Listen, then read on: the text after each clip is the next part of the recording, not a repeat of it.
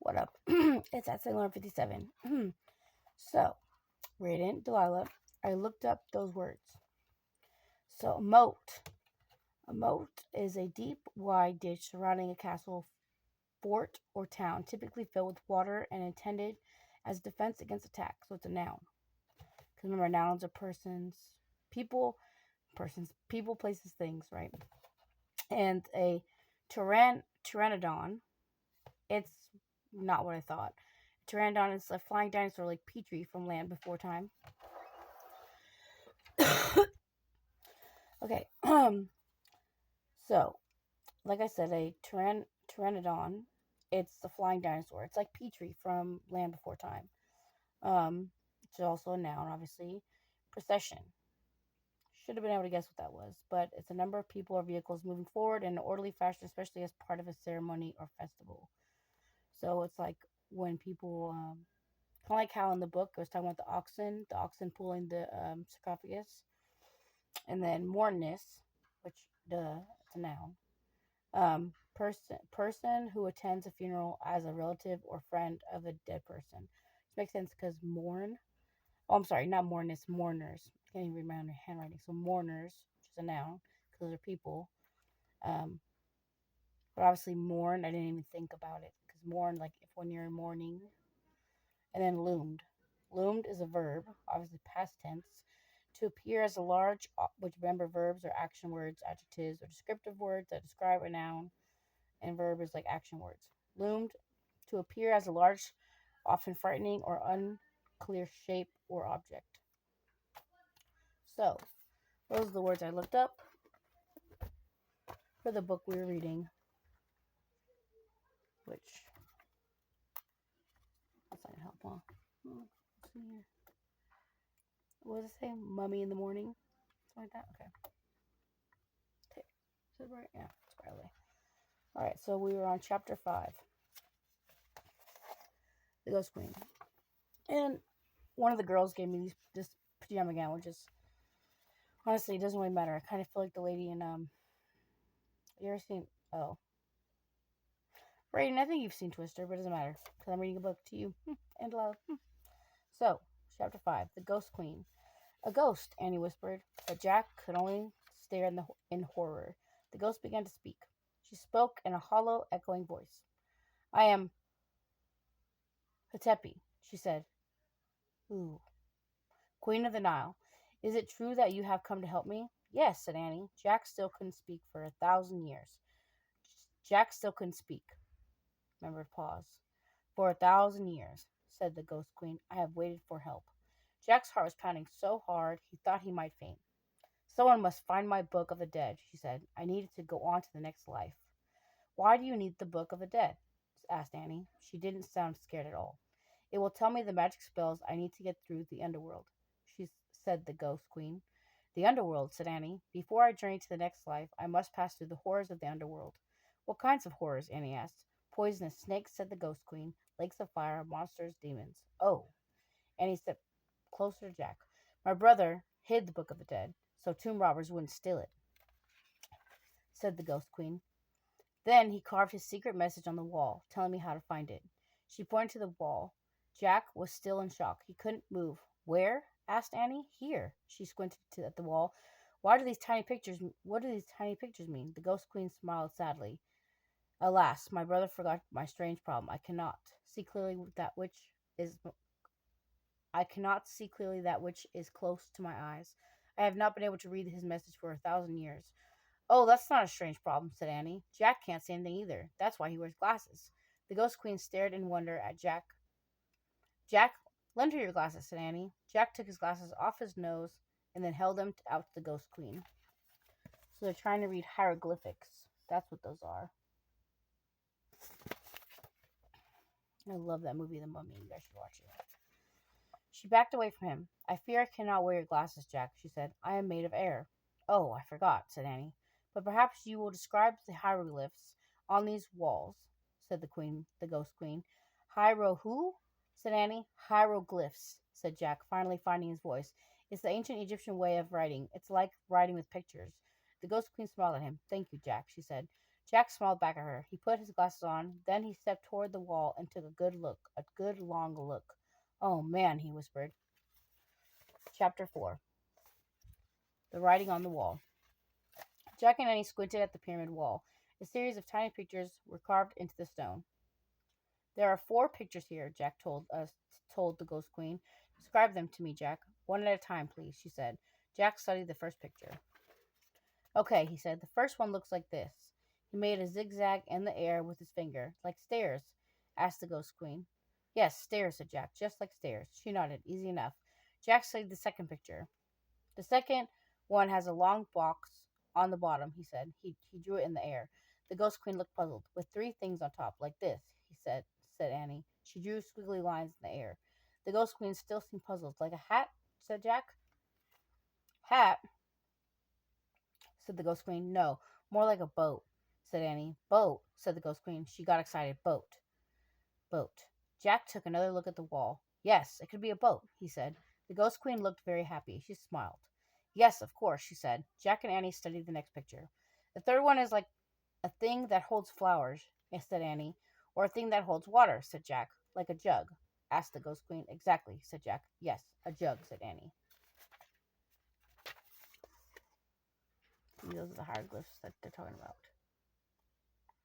Those definitely look like stairs. These look like people. These look like people's legs. Like they dove into something. And yeah, that looks like a. I guess a jug. I don't know if that's the right word. Not a vase either. Ow, my back. Jack and Annie studied the last picture. The last one looks like a pole that droops, said Annie. Like a curved stick, said Jack. But one side is shorter than the other. The Ghost Queen looked puzzled. Wait, said Jack. I'll draw it in my notebook. Big, so you can see it. Jack put down the scepter and got out his pencil. He drew with a hieroglyph. A folded cloth, said the Ghost Queen. Well, not really, said Jack. He studied his drawing. But that is the hieroglyph for a folded cloth, said the Ghost Queen. Well, okay, said Jack.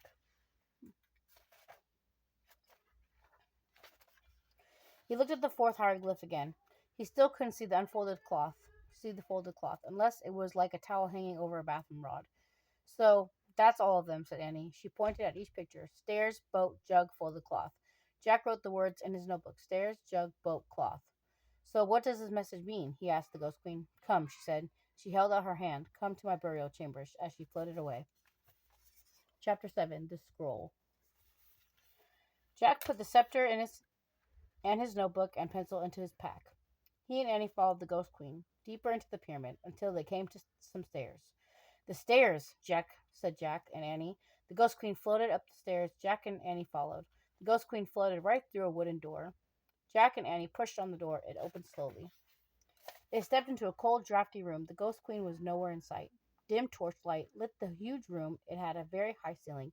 On one side was a pile of tables, chairs, and musical instruments. On the other side of the room was a small wooden boat. The boat, said Jack. What's it doing inside Queen Hatepi's pyramid? I know I'm saying her name wrong, asked Annie. Maybe it's supposed to carry her to the next life, said Jack. He and Annie went over to the boat. They looked inside. The boat was filled with many things. Gold plates, painted cups, jeweled goblets, woven baskets, jewelry with blue stones, small wooden statues. Look, said Jack. He reached into the boat and lifted out a clay jug. The jug, said Annie. Jack looked inside the jug. Something's in here, he said. What is it? Asked Annie. Jack felt down inside the jug.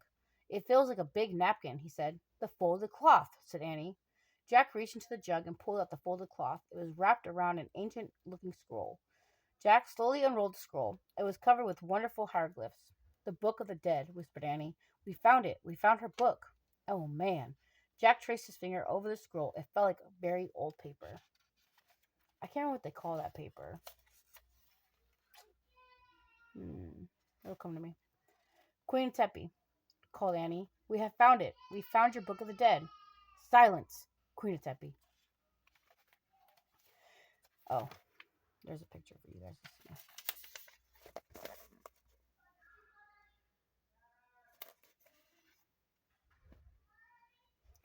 So this book is level, or ages 6 to 9.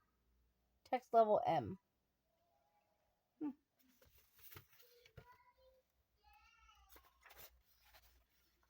Then another door on the other side of the chamber creaked open. In there, said Annie. Maybe she's in there. Jack's heart was pounding. Cold air was coming through the doorway. Come on, said Annie. Wait. No, said Annie. She's waited 1,000 years for her book. Don't make her wait any more. Jack put the ancient scroll into the backpack. Then he and Annie slowly started to cross the drafty room. They came to the door. They came to the open door. Annie went through first. Hurry, Jack, she said. Jack stepped into the other room. It was nearly bare, except for a long gold box. The box was open. The cover was on the floor. Queen of Tepi, called Annie. Silence. We found it, said Annie. Your Book of the Dead. There was still no sign of the Ghost Queen. The gold box glowed. Jack could barely breathe. Let's leave the scroll on the floor and go, he said. No, I think we should leave it here. Leave it in there, said Annie. She pointed to the gold box. No, said Jack. Don't be afraid, said Annie. Come on.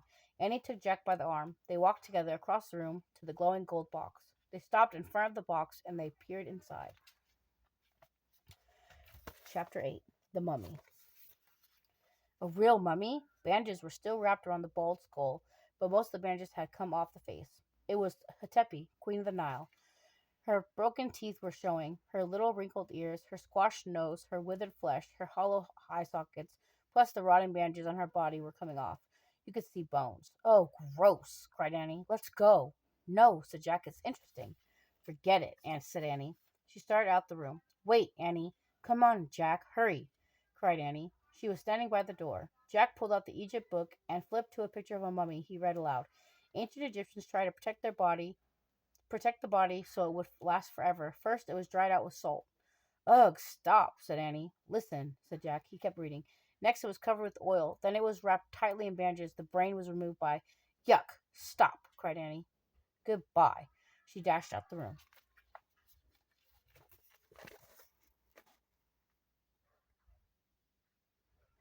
It is pretty gnarly how they would remove the brain. I think they used to put something up their nose and pull it out through their nostrils. I could be wrong. Annie, called Jack. We have to give her the Book of the Dead. But Annie was gone. Jack reached into his pack. He pulled out the scroll and the scepter. He put them next to the mummy's skull. Was it just his imagination, or did a deep sigh seem to shudder throughout the room? Did the mummy's face grow calmer? Jack held his breath as he backed away. Out of the mummy room, out of the boat room, down the stairs. At the bottom of the stairs, he heaved his own sigh, a sigh of relief. He looked down the hallway. It was empty. Hey, where are you? He said. No answer. Where in the world was Annie? Jack started down the hallway. Annie, he called. Had she ran out of the pyramid? Was she already outside? Annie! Help, Jack, came a cry. The voice sounded far away. It was Annie. Where was she? Help, Jack! Annie! Jack started to run along the shadowy hallway. Help, Jack! Her cry seemed fainter. Jack stopped. He was running away from her voice. Annie! He called. He went back toward the burial chambers. Jack! There! Her voice was louder. Jack! Even louder! Jack climbed the stairs. He went back into the boat room. He looked around the room, and the furniture, the musical instruments, the boat. Then he saw another door, right next to the door he had just come through. The door was open. Jack dashed through it. He found himself at the top of the stairs. They were just like the stairs in the other hallway. He went down into the hallway. It was lit by torches on the wall. It was just like the other hallway. Annie! He called. Jack! Annie! Jack was running through the hallway toward him. Oh, Jack! She was running through the hallway toward him. She crashed into him. I was lost, she cried. I think this is one of those false passages built to fool the tomb robbers, said Jack. A false passage, said Annie, panting. Yeah, it looks just like the right hallway, said Jack. We have to go back into the boat room and out the right door. Just then they heard a creaking noise. Jack and Annie turned around. They looked up the stairs. Then they watched in horror as the door slowly creaked shut. A deep sound rumbled in the distance, and all the torches went out. Chapter 9. Follow the leader. It was pitch dark. What happened? Asked Annie. I don't know. Something weird, said Jack. We have to get out of here fast. Push against the door. Good idea, said Annie in a small voice. They felt their way through the darkness to the top of the stairs. Don't worry, everything's going to be okay, said Jack. He was trying to stay calm. Of course, said Annie. They leaned against the wooden door and pushed. It wouldn't budge. They pushed harder. No use. Jack took a deep breath. It was getting harder to breathe and harder to stay calm. What can we do? Asked Annie. Just Just rest a moment, Jess, said Jack, panting. His heart was pounding as he tried to see through the darkness. Maybe we should start down the hall, he said. Maybe we'll eventually come to an exit. He wasn't sure about that, but they had no choice. Come on, he said. Feel the wall. Jack felt the stone wall as he climbed slowly down the stairs, and he followed. Jack started down the dark hallway. It was impossible to see anything, but he kept going, taking one step at a time, moving his hands along the wall. He went around a corner. He went around another corner. He came to some stairs. He went up. There was a door. He pushed against it, and he pushed too. This door wouldn't budge either. Was this the same door they had started at? It was no use. They were trapped. Annie took his hand in the dark. She squeezed it. They stood together at the top of the stairs, listening to the silence. Meow. Oh, man, Jack whispered. He's back, said Annie.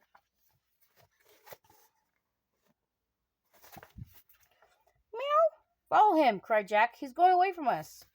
They started down the... Ow, my back. They started down the dark hallway, following the cat's meow. Hands against the wall. Jack and Annie stumbled through the darkness. Meow.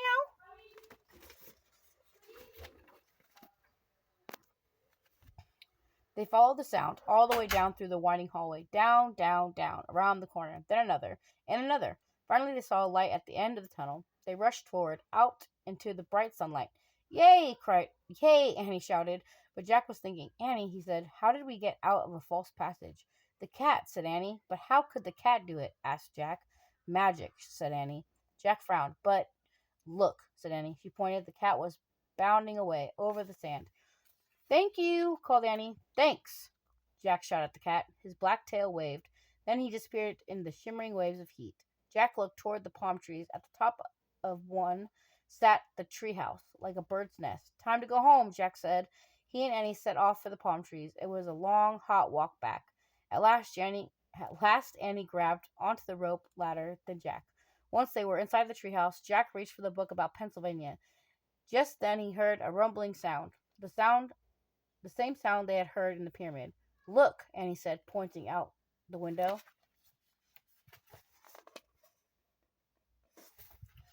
Jack looked. A boat was beside the pyramid. It was gliding over the sand like a boat sailing over the sea. Then it faded away into the distance. Was it just a mirage, or was the ghost queen finally on her way to the next life? Home, Jack, whispered Annie. Jack opened the Pennsylvania book. He pointed to the picture of the Frog Creek. I wish we could go home, he said. The wind began to blow. The leaves began to shake. The wind blew harder. It whistled louder. The tree house started to spin. It spun faster and faster. Then everything was still, absolutely silent. Chapter 10. Another clue. Late morning sunlight shone through the treehouse window. Shadows danced on the walls and ceiling. Jack took a deep breath. He was lying on the floor of the treehouse. I wonder what Mom's making for lunch, said Annie. She was looking out the window. Jack smiled. Lunch? Mom? Home? It all sounded so real, so calm and safe. I hope it's peanut butter and jelly sandwiches, he said. He closed his eyes. The wood floor felt cool. Boy, this place is a mess, said Annie. We'd better make it neater in case M comes back. Jack had almost forgotten about M. Would they ever meet the mysterious M, the person who seemed to own all the books in the treehouse? Let's put the Egypt book on the bottom of the pile, said Annie. Good idea, said Jack. He needed a rest before he visited any more ancient tombs. Let's put the dinosaur book on the top of the Egypt book, said Annie. Yeah, good, said Jack, and a long rest before he visited another Tyrannosaurus Rex. The castle book can go on the very top of the pile, said Annie. Jack nodded and smiled. He liked thinking about the night on the cover of the castle book. He felt as if the night were his friend. Said Annie. Look. Jack opened his eyes. She was pointing at the wooden floor. What is it? He asked. You have to see for yourself. Jack groaned as he got up. He stood next to Annie and looked at the floor. He didn't see anything. Turn your head a little, said Annie. You have to catch the light just right. Jack tipped his head to one side. Something was shining on the floor. He tipped his head a bit more. A letter came into focus. The letter M. It shimmered in the sunlight. This proved the treehouse belonged to M.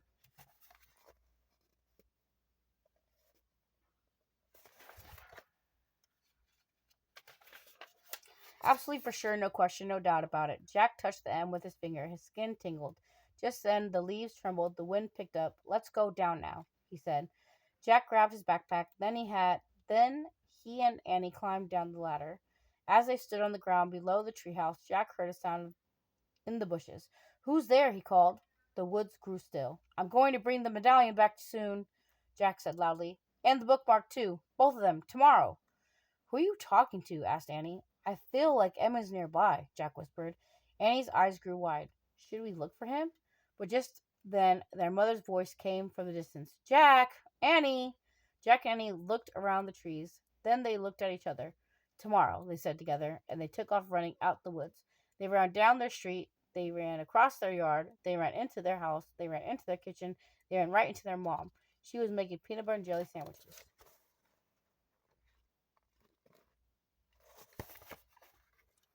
Actually sense bomb right now with a glass of milk, I'm not gonna lie. The end. That's the end. That was a decent book. It makes me think of Dragon Tales. So look that show up. Alright, it's time for me to go to bed and for me to read my book, White Smoke. Which is really good so far. So, Delilah Raiden, just so you guys know, Mommy loves you, and I hope you guys have a good night. I miss and love you very much, okay? Be safe and be kind.